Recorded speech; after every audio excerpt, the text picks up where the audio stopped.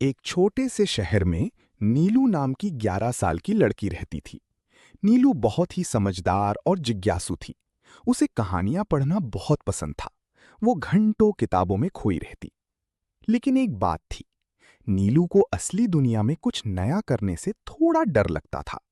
उसकी माँ अक्सर कहती थी, नीलू, सिर्फ कहानियां पढ़ना ही नहीं, अपनी कहानी भी बनाना सीखो।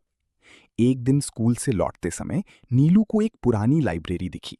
उस पर धूल जमी हुई थी और दरवाजा थोड़ा खुला हुआ था। नीलू को बहुत उत्सुकता हुई। वो धीरे धीरे अंदर गई। अंदर चारों तरफ पुरानी किताबें थीं। अचानक उसकी नजर एक चमकती हुई किताब पर पड़ी।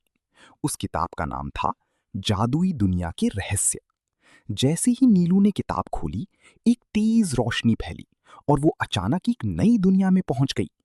नीलू ने देखा कि वो एक रंग बिरंगी दुनिया में है, जहां पेड़ बात कर रहे थे, नदियां गाना गा रही थीं और पक्षी इंसानों की तरह बातें कर रहे थे।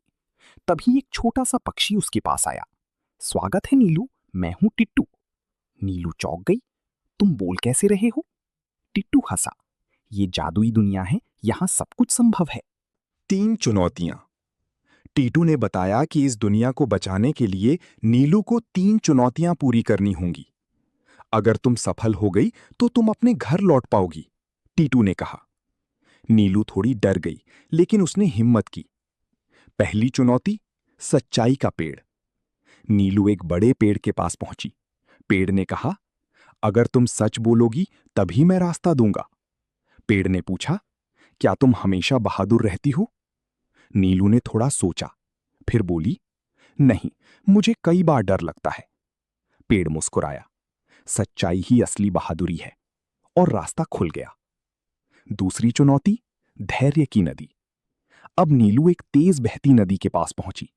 उसे पार करने के लिए कोई पुल नहीं था। टीटू बोला, तुम्हें इंतजार करना होगा।